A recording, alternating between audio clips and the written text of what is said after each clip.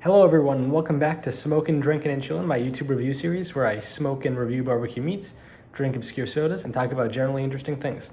Today on the agenda, I got two sodas, one for each of you. Nitro Pepsi Draft Cola and Nitro Pepsi Vanilla Draft Cola. So, I've been wanting to try these for a long time. They released in March of 2022 and I had a really hard time finding them.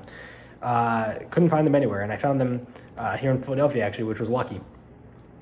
So, to describe what it is, I'll read off the Pepsi website. This is not my opinion, this is the Pepsi website. It says, the Nitro Pepsi difference. Introducing Nitro Pepsi. It is the first ever nitrogen-infused cola.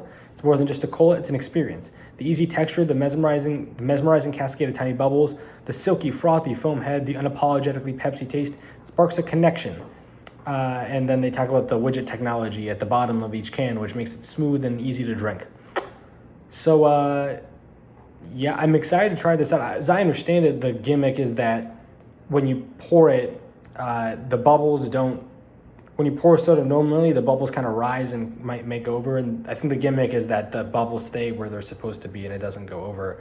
And that it's like a nitrogen, so it's smoother and the bubbles are tastier, I guess. So I'll go ahead and read the ingredients on these. I'll start with the nutritional facts, which I actually already took a peek at, but they're the same for both, so except for one small thing. So I'll read through it. Serving size, 1 can. These are 13.65 fluid ounce cans. Interesting. And hold on to your seats, fellas, because this is an interesting nutritional facts here. So 230 calories per can, 0 grams of fat, off to a good start. 140 milligrams of sodium, which is 6% of your daily value. You heard me right, 140 milligrams of sodium. Just for comparison, this is by far the largest sodium content of any soda that I reviewed. Most sodas are in about the 2, maybe 3 grams, 3.5 milligrams of sodium per fluid ounce. And this is over 10, which seems ridiculous to me. It must have something to do with the nitrogen. 63 grams of total carbs, 62% of which are added sugars. That's 125% of your daily value. Once again, this is chart topping. That's about over 4.5 grams of sugar per fluid ounce. Most sodas are maybe in the 3.5 range. I don't think I've had one that's been at 4 yet. Then 0 grams of protein, good or not good, depending on how you look at it. Not a significant source of other nutrients. The only difference between this and the vanilla version is the vanilla version has an extra gram of sugar, 63 grams of sugar, which is still 125% of your daily value. To read the ingredients, it's quite long. Carbonated water, the return of high fructose corn syrup, caramel color, natural flavor, sodium phosphosphates to protect flavor, phosphoric acid, caffeine, sodium benzoate, which preserves freshness, of course, potassium sorbate also preserves freshness, tartaric acid, gum arabic, the return of the king, citric acid, salt, quillalia extract, calcium disodium, EDTA to protect flavor, nitrogen, bottled in the authority PepsiCo. This seems kind of like the most artificial soda that I've had so far. Maybe with the exception of Big Red, which is interesting. So on the can, it tells you smooth, creamy, easy to drink. And then it gives you these 3 steps. Chill can, this is very chilled, it's cold to the touch. Pour hard, admire, and enjoy. And to do this, I brought forth our trusty cup. So yeah, on this side it says draft cola, nitrogen-infused cola, smaller bubbles, smoother taste.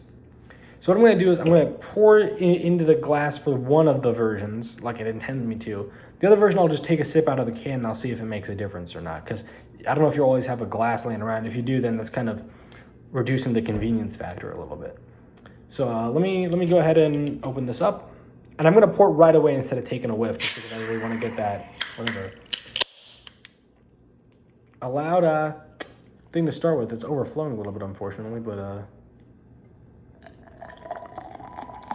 let's see. This is a pretty hard pour, I feel like. It's 180 degrees in the air.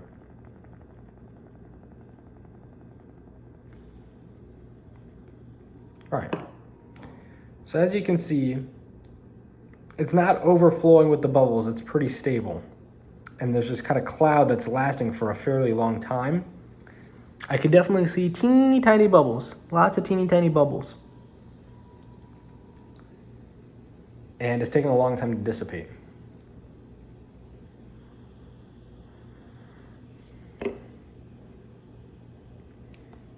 So what's interesting is that it smells like Pepsi, but I'm not getting hit in the face with the bubbles like I would be if I were to pour a normal soda and take a whiff. And now that the bubbles are gone, I'll take a sip, let you know what I think.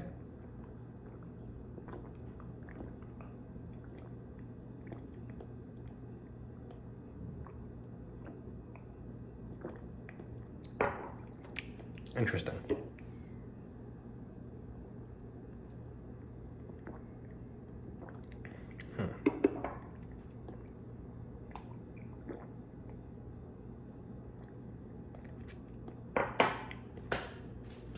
Okay, I'll try the vanilla version now.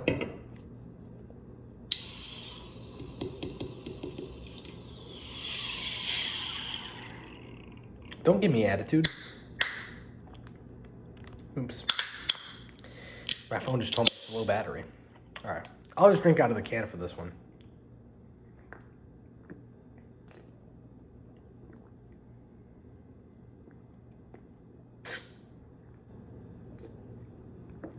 Forgot to take a whiff. I can't really smell it.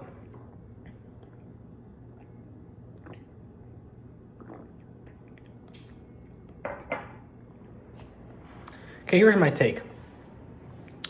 Does it taste good? Yes. The Pepsi version tastes like Pepsi. The vanilla version, I'll get to that in a second. The vanilla version also tastes good though. The thing with these things is that it seems to me like it's just a marketing gimmick. The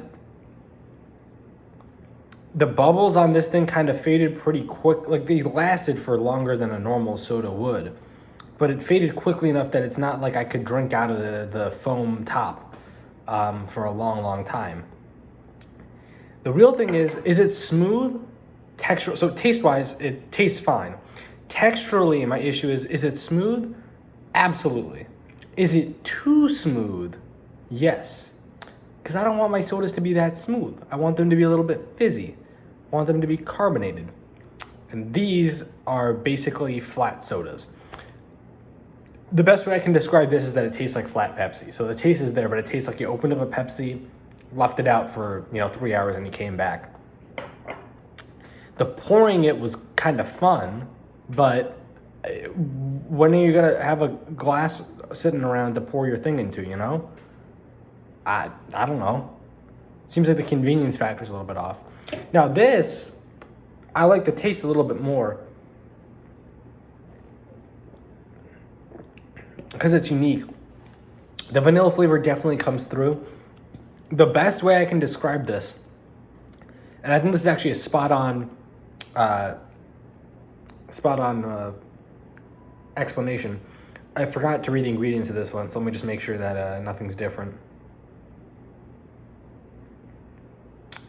And as expected, nothing is different. The vanilla flavor is purely under the artificial and natural flavor section, so the ingredients are exactly the same.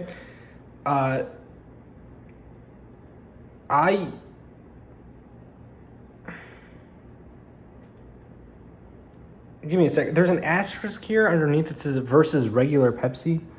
I don't know if you can see that. It's like right here. Versus regular Pepsi. I'm trying to find where that asterisk is at.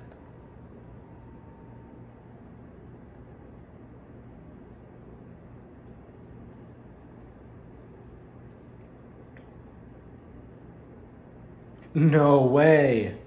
Smaller bubbles, smoother taste, small, tiny little asterisk here versus regular Pepsi. I mean, okay.